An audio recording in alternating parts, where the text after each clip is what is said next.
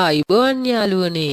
අද මම ඔයාලට කියලා දෙන්න යන්නේ මැගි ඔම්ලට් එකක් ගෙදරදිම හදාගන්නේ කොහොමද කියලා.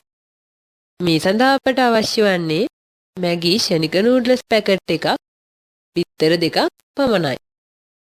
මුලින්ම අපි මැගි නූඩ්ල්ස් පැකට් එක පැකට්ටුව තුලදිම මේ ආකාරයට පොඩි කරගන්නවා. ඉන්පසු භාජනයක් ගෙන පොඩි කරගත් නූඩල්ස් ටික දාගන්නවා.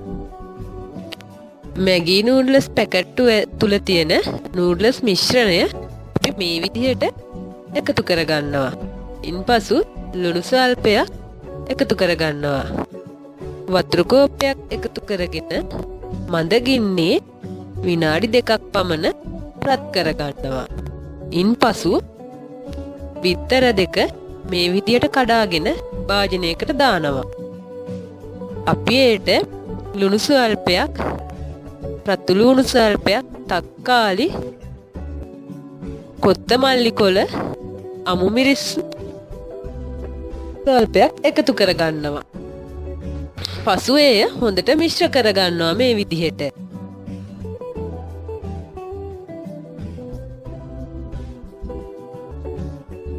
පසුව භාජනයක් ගෙන මේ විදිහට අපි තෙල් ස්වල්පයක් දාගෙන සාදාගත් ඔම්ලට් එක මේ විදිහට බැද ගන්නවා.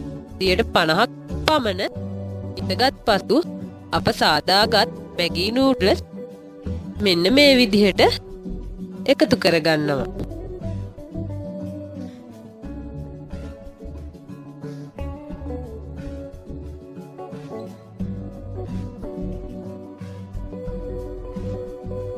ඊට පස්සේ යාළුවනේ කෑලි මිරිස්, ගම් මිරිස් කුඩු ටික ටික එකතු කරගන්නවා.